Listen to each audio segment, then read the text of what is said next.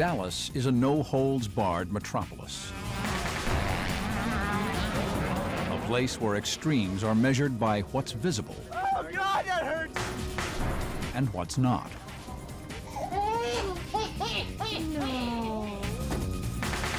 When one life depends on another.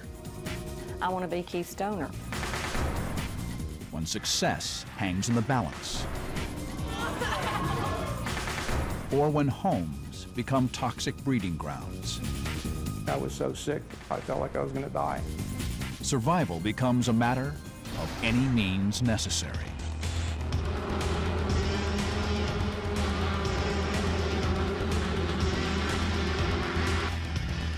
The 27th Annual Grand National Championship outside of Dallas is one of the top amateur motocross events in the country.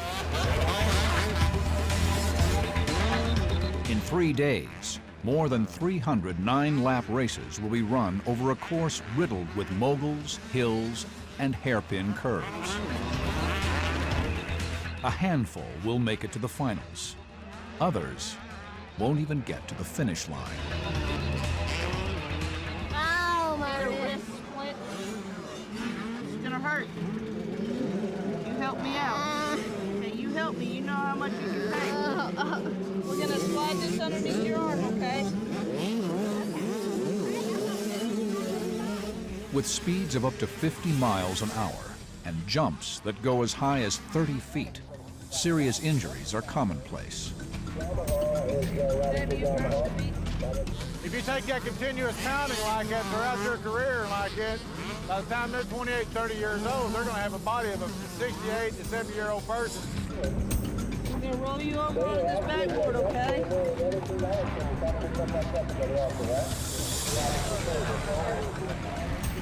Most of the riders today are under 21, some even as young as 5.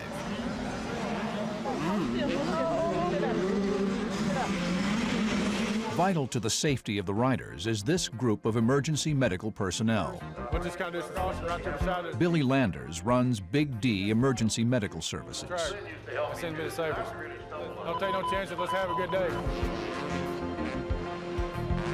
Most of all of the type of injuries we have at these type of places are orthopedic injuries, wrists, clavicles, legs, long bone fractures. You all right? Yeah. Some of the other most common stuff is like it is concussions, and they can range from anywhere from minor to severe. All right, Jared, you settle down, boy. In his first race of the day, 12-year-old Jared Miller wipes out. What's hurting you,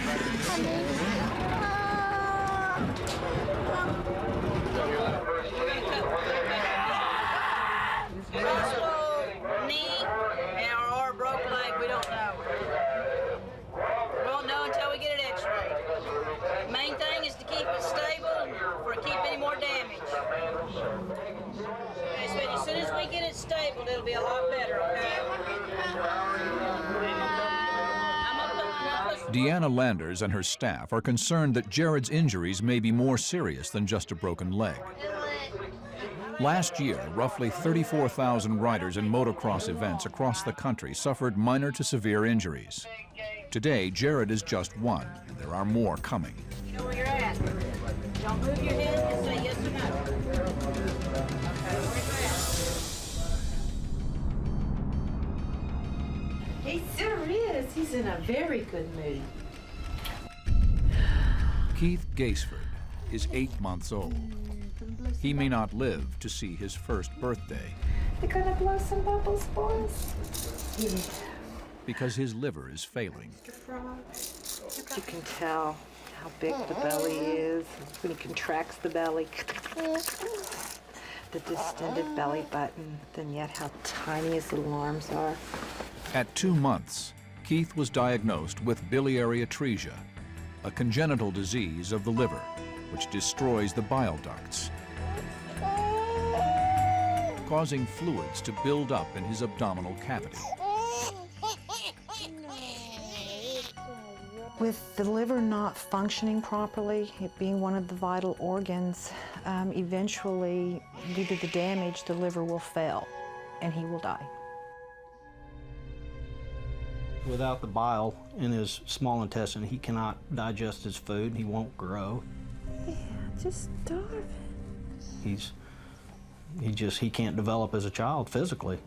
He's behind in his motor skills. There's things that he should be able to do at this time that he just can't do because of his oversized belly.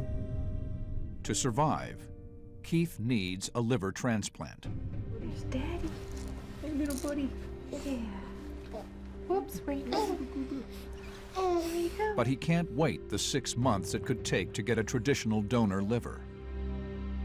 No, you don't. So to save his life, doctors will perform a more risky procedure called split liver transplant, in which a piece of healthy liver will be taken from a living donor and transplanted into Keith. The doctor said this is a perfect time. His liver could fail at any time, and he could start the downward spiral tomorrow, this afternoon. We really don't know what to expect exactly. I mean, it's tough. But, you know, we feel like he's going to come through with flying colors because he's still in good shape.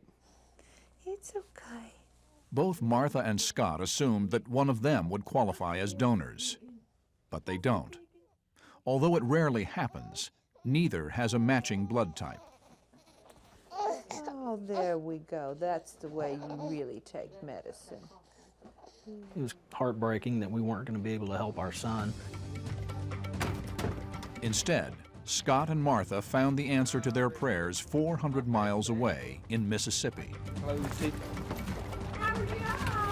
Keith's Aunt Sue, the wife of Martha's brother. Hi, John. How'd you doing? Oh, I didn't know this procedure even existed until Martha said that, hey, they could take part of a living person's. I said, I'm O positive and I'm perfectly healthy. I've had my physical. I want to be Keith's donor. Sure, we're ready. To help save Keith's life, 43-year-old Sue Stebbins will be gambling with her own. Yeah. Talk to me just a little bit. By him getting a part of my liver, he has a chance. And that's really always been my focus, to give Keith a chance. You know, there are risks involved with this, and we all know them, but we just pray that it's going to go in God's way and everything's going to work out. That's a big win. That's a big win. I'm going to be at Baylor and he will be at Children's. I've told Martha and I've told my daughter, I don't come home to nobody's house to rest till I see Keith. Oh,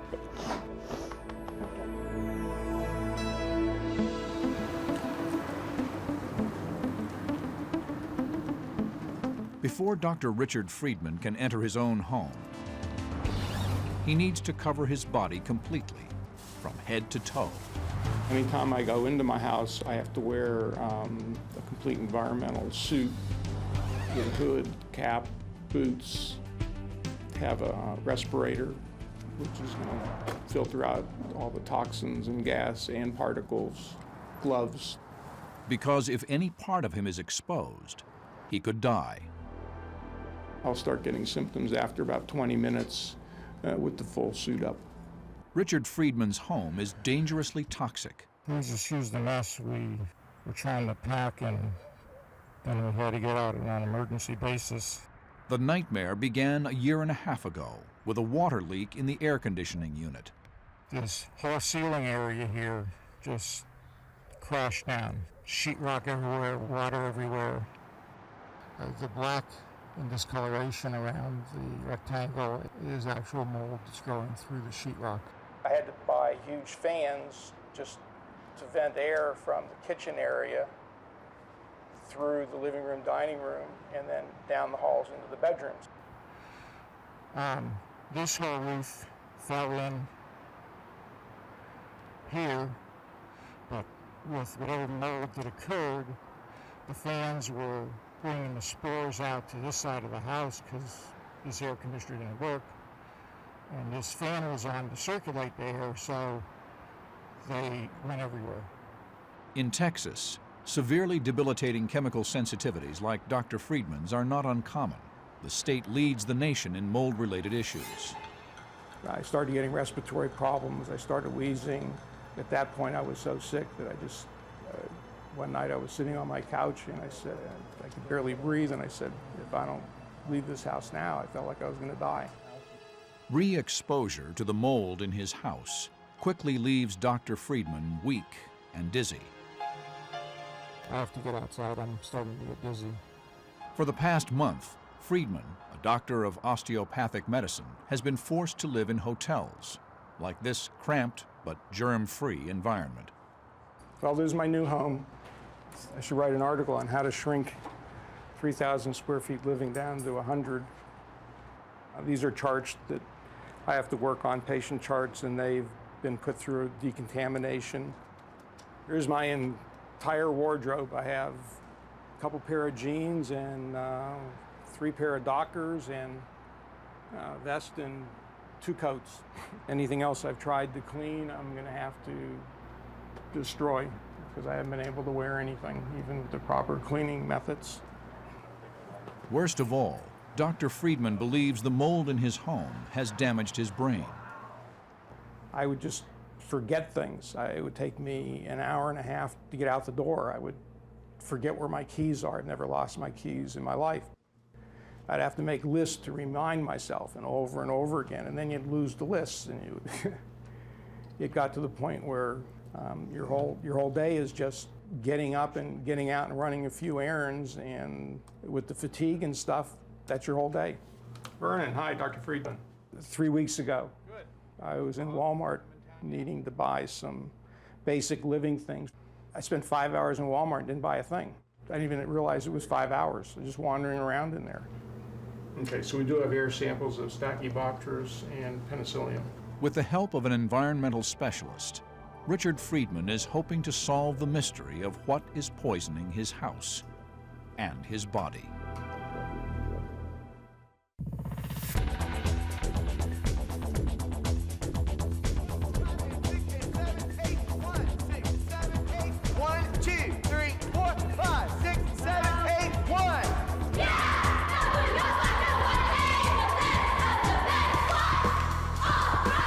All of you all need to perform on that part. All of you all need to be a lot bigger on the cheer overall. Everybody does. 12-year-old Caitlin McCard is an athlete.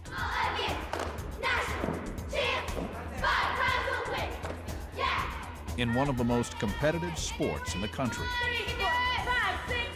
And in a city known for producing top competitors. Good job, y'all. Except for that extension. In November 2001, Caitlin sustained a serious knee injury, the kind rarely seen in cheerleading. I fractured my tibia bone underneath my knee.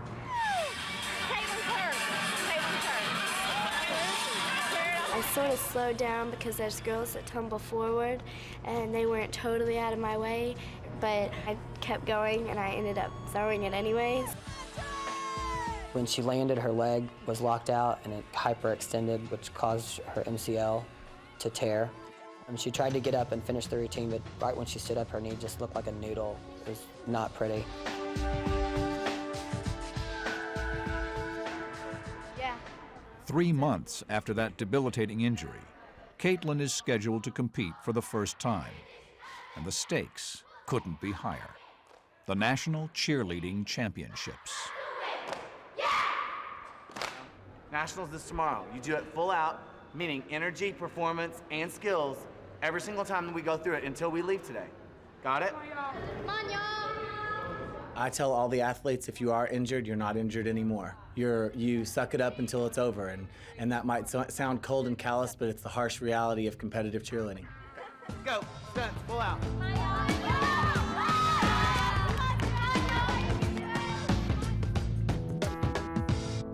7:30 a.m. on January 28, 2002, at Baylor University Hospital, the day when Sue Stebbins' gift to her 8-month-old nephew may save his life. This is a big step. A lot of lives is on the line. You know, not necessarily is there a possibility that we lose Keith, but we can lose me too.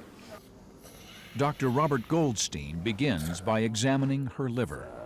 I want this And it looks good so far. We're gonna get the biopsy and check it out. We're having heat flashes. We're so excited.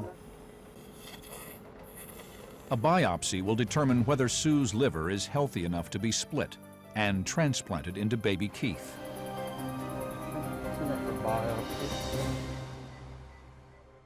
4 miles from Baylor, at Children's Medical Center of Dallas, the surgery to extract Keith's diseased liver is gearing up. Oh, good. We're going to take such good care of you. Yeah, we're going to get you back to your mama and daddy. Dr. Jay Roden is awaiting the go-ahead from Dr. Goldstein. I know. His whole liver will be taken out, and its attachments to the vena cava, the main venous structure in the lower body, will be divided. The other structures connecting to the liver, the adjacent soft tissues, as well as the other blood vessels feeding blood into the liver, will be divided, and his whole liver will be removed.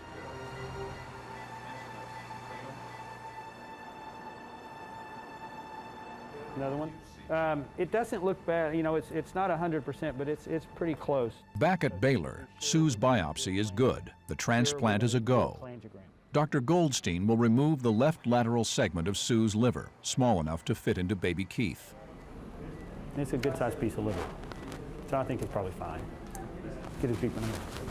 We now have everything dissected free, and what you see is there's the bile duct that's divided, and now we're ready to start the dissection.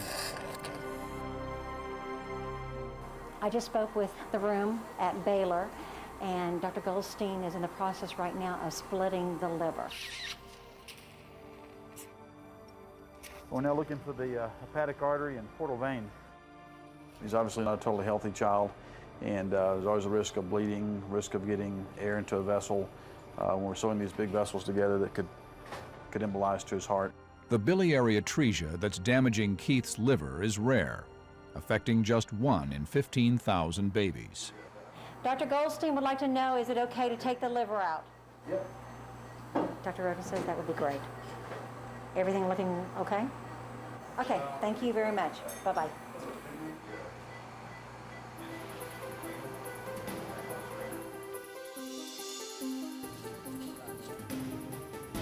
This is the part that will go over to the baby,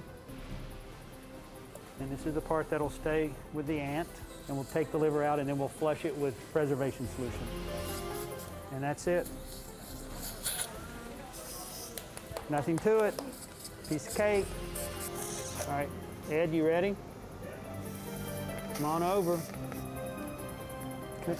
There's the specimen. Okay, I need 4-0. No, don't stuff that in there yet. Following the surgery, Sue's liver will start to regenerate immediately. Within 2 months, it will be back to 90% of its original size. Right now we just put it in cold, which is very important. Next I'm going to flush some preservative through the portal vein. Aunt Sue's liver is ready for transport.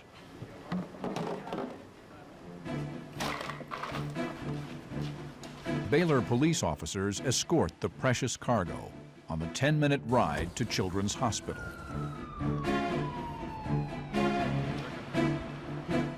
But right now, the doctors operating on baby Keith aren't ready for it.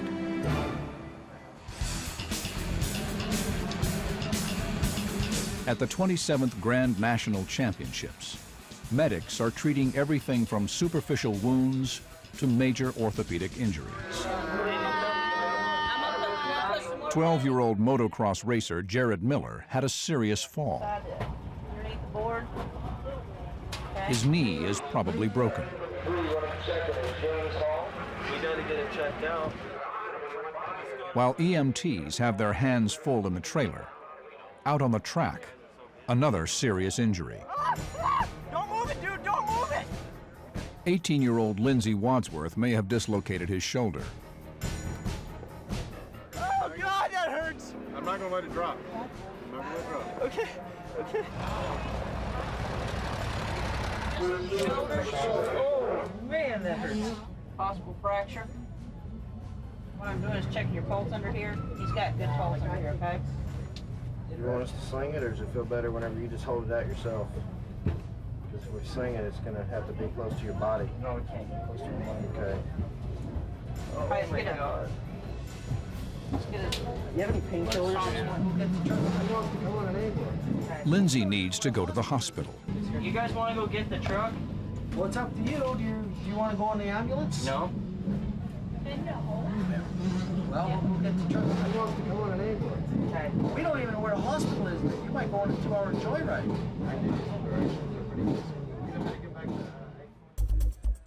Witnesses say 19-year-old Eric Hedapole hit a mogul and was tossed head over heels.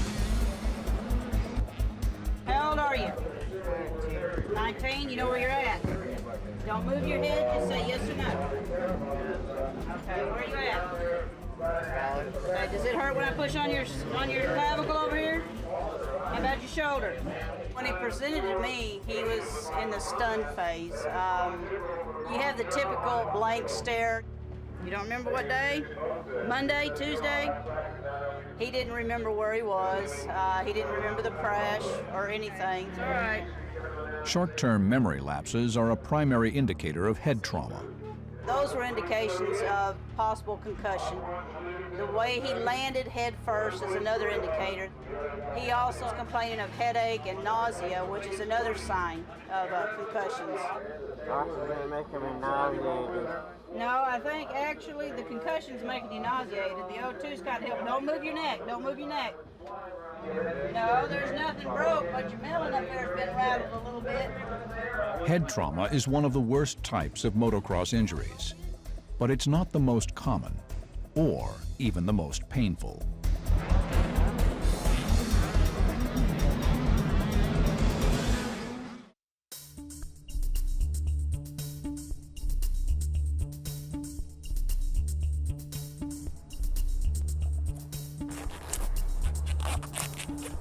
Vernon Abrams has an unusual job.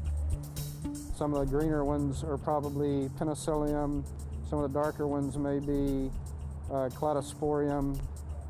There may be some aspergillus right in here.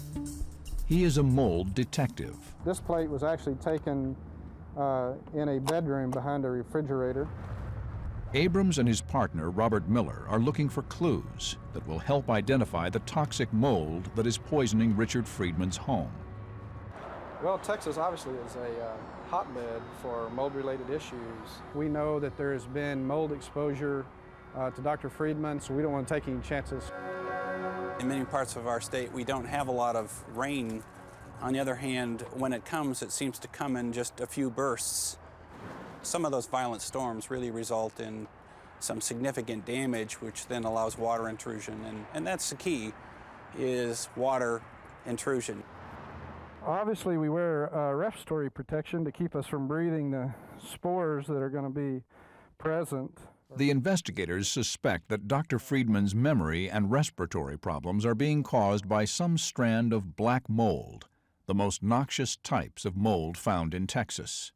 We're going to go to the middle of the kitchen and take an air sample to determine the airborne concentration of bioaerosols.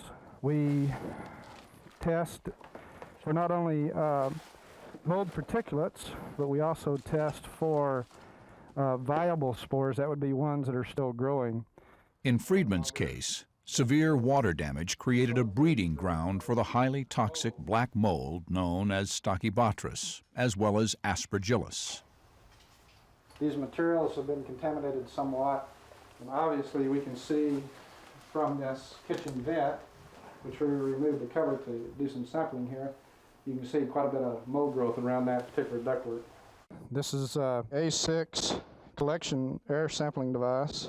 There's 400 pinholes in here, which will allow air to be drawn through the pinholes and the spores to go through the holes.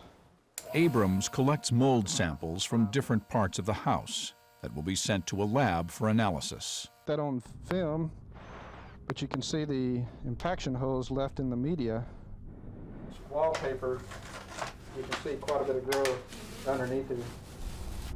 And you can see some mold growth on the ceiling deck. The Stachybotrys was found on the surface of the south wall of the laundry room, and it was also found in all 4 indoor air samples within the home at low levels. The ventilation system is contaminated throughout the house. All these ducts and registers throughout the home have mold on them. This northwest bedroom had a high level of contamination and active growth on the register itself. With these samples, Vernon Abrams will determine if this $500,000 house can be salvaged.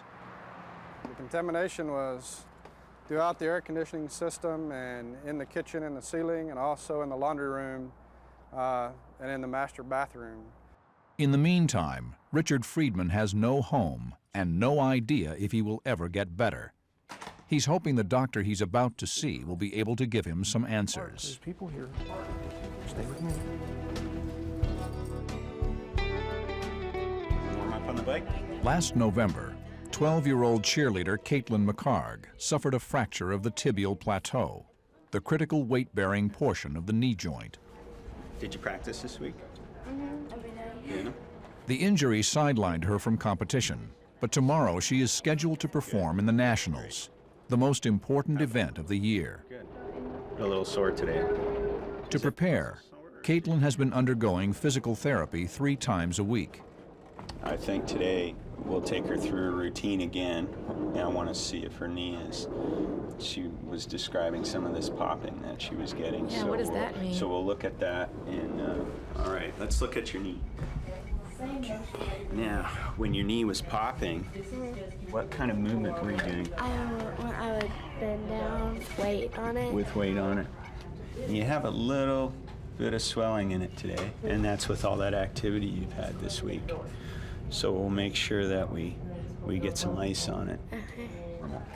So now it becomes an issue of trying not to overdo it at this point and make your knee sore. Despite the physical therapy, Caitlin's knee may not be ready to withstand the pressure of a 3-minute routine. A re-injury could cause serious damage. Good, and rest. 20 minutes into her session, Caitlin calls it quits. Okay, great. All right, go ahead and lay back.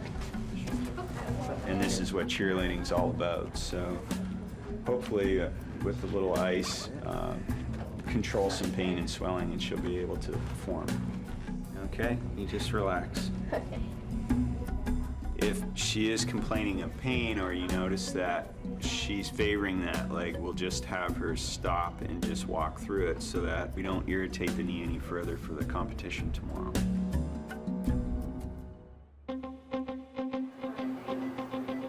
Again, we're just waiting for the donor specimen to arrive, and it should be here momentarily.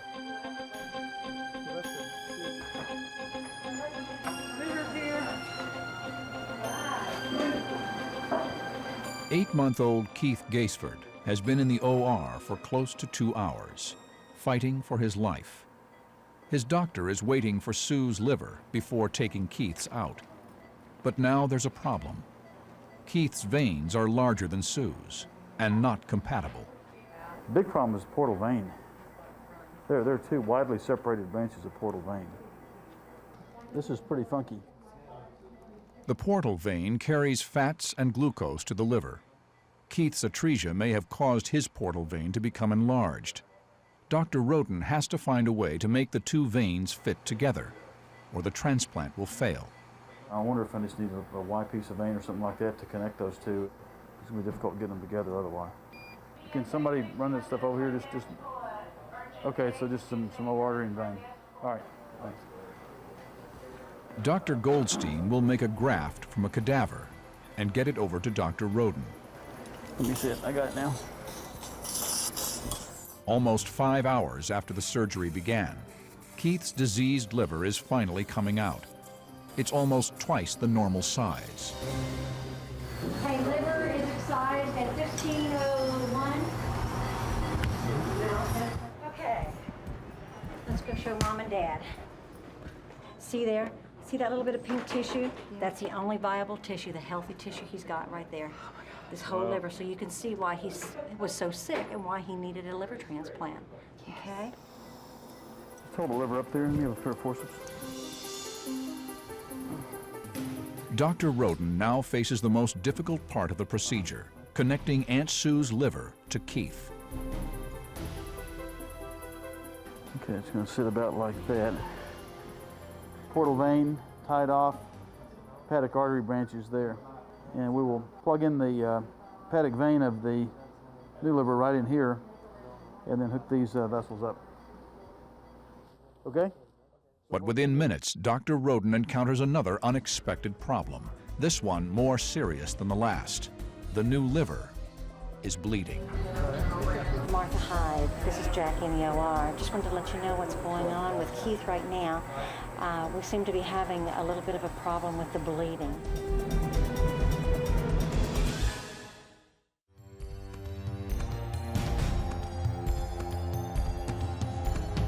At Children's Medical Center of Dallas, it's just after 6 p.m. Aunt Sue's liver is now connected to 8-month-old Keith. But Dr. Roden is not ready to close. He discovers excess bleeding coming from the cut surface of the new liver. There was something that retracted back in there that I guess had been cut at the time of the donation that started bleeding. So that's why it took perhaps a little bit longer. It'll dry up until we mess with it. With the new liver already connected to Keith, his blood is now flowing through it. If the liver is losing blood, then so is Keith. Give me another stitch. And he could bleed to death. Okay, needle holder. That's better. The next 45 minutes are crucial as Roden and his team try to stop the bleeding. Scissor. Nicole squirt. There we go. Then, Dr. Roden checks the blood flow to the liver, monitoring it carefully by Doppler. Keith's new liver has stopped bleeding and is now functioning properly. His transplant is only the 4th of its kind for the hospital. Can we turn off the bear hugger, please? Yeah, I got it. Martha, hi, this is Jackie. We are on the downhill side. The liver looks good. Everything sounds good. They're real pleased, okay? Thanks, Martha. Bye. She's excited. She's very excited. Okay.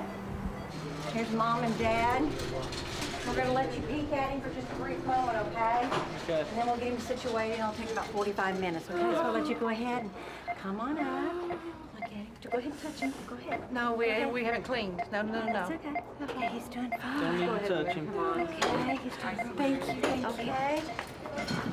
I'm going to go through the long way. Over the next 24 hours, we ought to have a better idea, but so far he's hanging in there pretty well. With the surgery complete, the most difficult time for Keith is still ahead. There's no guarantee his body will accept the new liver.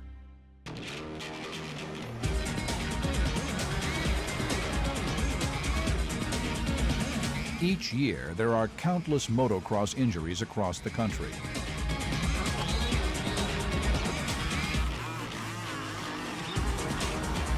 With its mild weather and abundance of tracks, Texas is one of the top 3 motocross states, racking up its share of broken bones and busted heads. Some of them can be real detrimental injuries, debilitating, even life-taking, more so than probably any other sport. I think you need to go in and get checked out, bud. Okay? You keep trying to go out on me. All right? We're going to take you in for observation, okay? Eric Hedepole hit his head hard. Don't move your neck. Don't move your neck. Okay? Medic Deanna Landers believes he has a concussion or possibly bleeding in his skull. Take him in. Give me a seat collar. We was in full immobilization. Had him completely packaged, and when he started coming to, he started getting anxious because he's claustrophobic.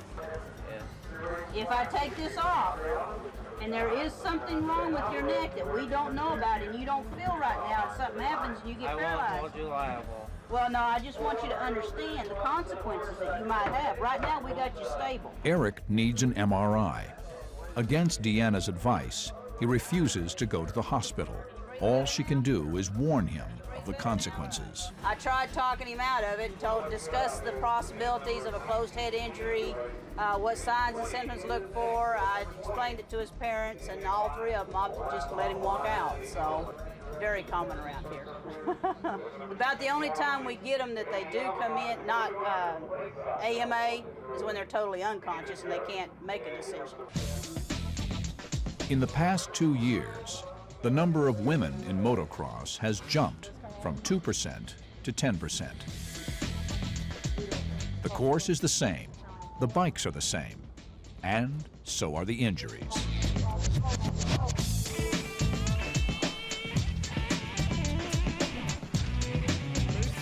16-year-old Cherie Schultz has already had surgery to repair a bad shoulder injury. And in September of 2000, another accident caused substantial head injury. Oh, God. She crashed and hit her head. Gradually, she just started forgetting things.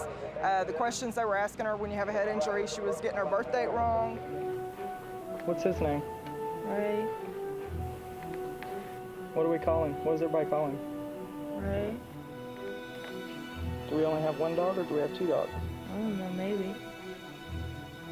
She has 3 dogs and she didn't know their names. It was real scary. Then within an hour, she didn't know who I was, she didn't know where she lived, and that lasted for about 5 days before she regained her memory. Head injuries are scary. Broken bones I can deal with, head injuries I don't like.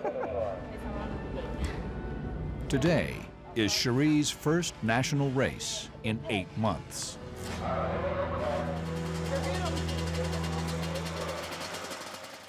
It's pretty cool being able to just be back riding again, because 8 months without it kind of makes you go kind of a little crazy. Cherie is ready to make her comeback. While out on the track, rider Clay Elmer has suffered a major setback. Take deep breath. Your arm. Your arm. Yes. Okay. Hold it. I just started, Dad. I couldn't help it. Oh, Dad, ow.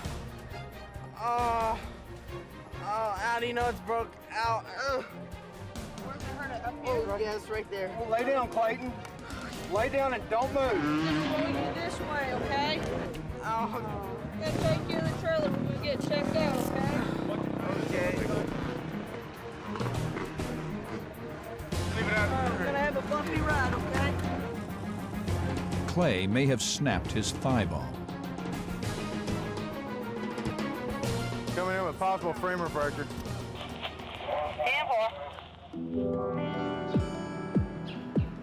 At Johnson Medical Associates, Dr. Alfred Johnson specializes in rehabilitating patients who suffer from debilitating and life-threatening chemical and mold sensitivities.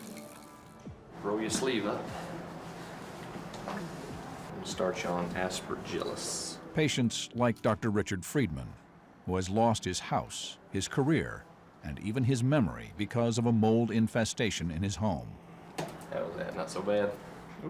We look at those patients that are kind of rejects in the medical community, those that every doctor's pulling their hair out about.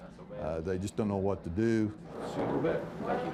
He had some reaction on the aspergillus mix that we did. I believe he ended up in 054. Okay. How about the stachyboitrys? I believe in 053 on the stachyboitrys. Okay. Yeah.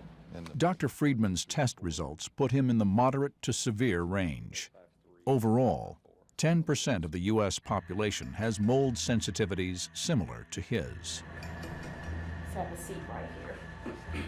You put these people in a higher exposure state and they become more allergic. So it exacerbates their symptoms. Their symptoms get worse. They have more eye irritation, respiratory irritation. Some get skin rashes. And in some cases, it affects their central nervous system where it can cause mental confusion, irritability, fatigue, tiredness. And I see this over and over again. Despite 4 months of treatment, Dr. Friedman's recovery is going slowly. Your memory's getting better out of the house. Memory's getting better and all the respiratory symptoms have cleared up. When will I know whether I'll be able to return to practice or get back my short, long-term memory. Yeah, there's no way to really tell how long that's going to take. You've been in the situation quite a long period of time. Dr. Friedman's memory is coming back bit by bit, but his rehabilitation could take years. The lab tests on his home revealed mold contamination throughout the house. It could cost Dr. Friedman as much as $100,000 to repair it. I think I've been through every emotion on earth. I think I know what it feels like to be homeless, what it's like to be the person that you see on the street that walks around and looks at everything and mumbles. Go. Carmel, come here. And you finally realize that there's nobody there whatsoever but yourself, then you got to pick up where you are and just try and start and realize that anything that's been is gone.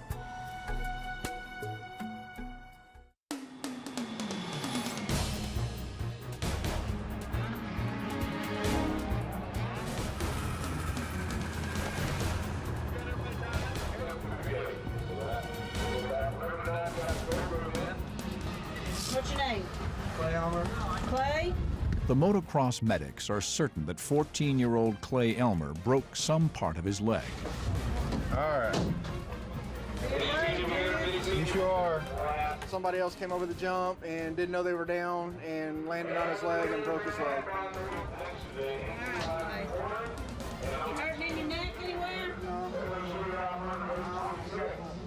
I got it. Just last year, Clay broke both legs. Today, he was not wearing extra protective guards. Is Medic 6 on the way up here? Priority 1 for them. Just knee pads, they're not knee pads. Okay. Kelly to, they said bump them up priority 1.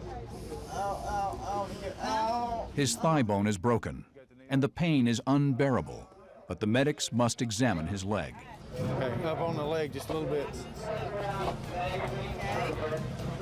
Good pulse. Good pulse. All right.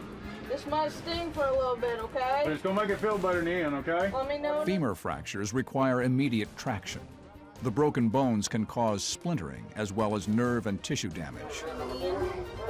The medics can't wait for the ambulance to arrive. They must realign Clay's leg at once.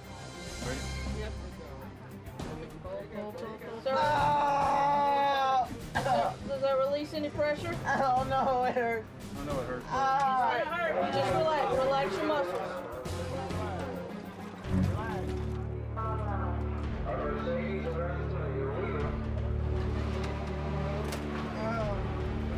They are fixing to transport him to the hospital where they'll do surgery and set it, put a pin in it, and get him back up and going.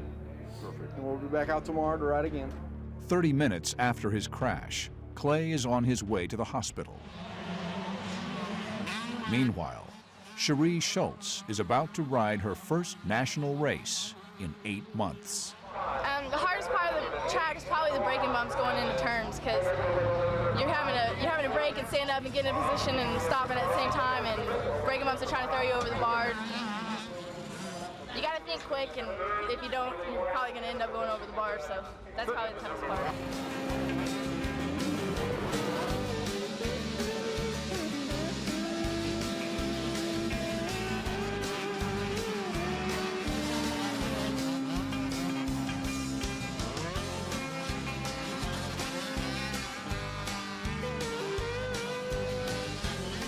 Cherie crosses the finish line without a hitch. Even though she comes in with the back of the pack, she's one of the event's luckier riders. In 3 days, there were over 40 broken bones and concussions. But at the motocross, they take it all in stride. All right. We expect it to happen. I mean, if you get hurt, they take care of it, you come back and do it again. It's just what people love to do. Like, and if you love the sport, like, you're going to try to do the best you can at it.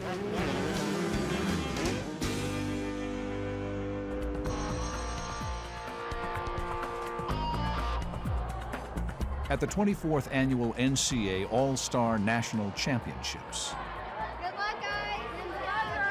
297 cheerleading squads from 26 states are competing for the title. The contest is tough, the routines tougher. Out of the 8,000 girls who are registered in here today, girls and boys, we will probably treat anywhere from 300 to 500 kids. Take a deep breath and squeeze.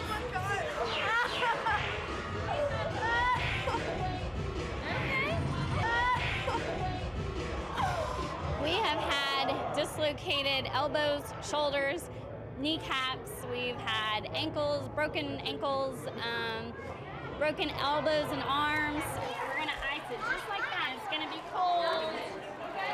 Caitlin McCarg is about to put a tremendous strain on the knee she seriously injured barely 12 weeks ago. End this day on an awesome note for our program. Our program has done awesome all day, and you are the finale.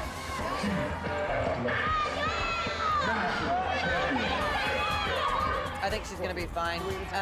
She's a performer. She's not gonna let you know that she's hurt. She's gonna do great. Caitlin's team, the Jags, have won their division title 4 years in a row. The only one that can beat you that's here is you. That's the only team that can beat you here.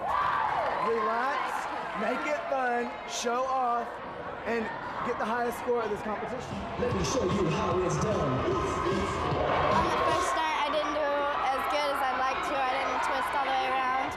My knee does fine once I get out there on the mat and I'm competing. I don't even feel it anymore. After the preliminary rounds, Caitlin's team is in second place. Now they face the finals.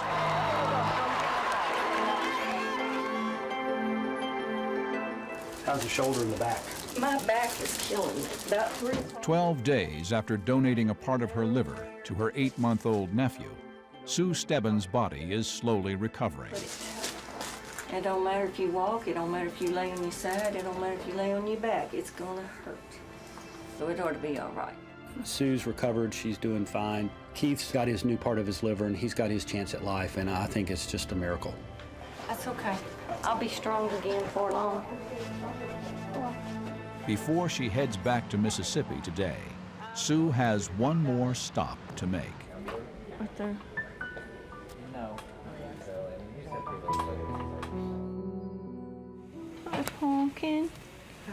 How's you doing this morning, huh? Oh, don't try. Don't try. You having a better day, huh? Oh. Baby Keith has been in intensive care for the past 12 days. He's on a ventilator and hasn't moved from his crib. Scott and Martha can't even hold him yet.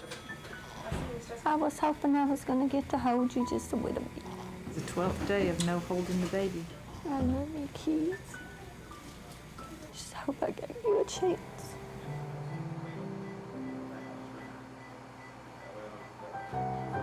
Yeah, we're optimistic that Keith's going to come through this. He hasn't shown any signs of infection. A biopsy taken at the time of his abdominal procedure a few days ago did show some very mild rejection that should be easily controlled, and that does not seem to be presenting any kind of problem. Trying to open his eyes. He's going to be coming down here in real life, I think. I gave you a little stubbornness in that liver, so you got to make it come out, and you got to fight. You got to fight really, really hard, okay? I'm counting on you. I'm counting on you to fight really, really hard.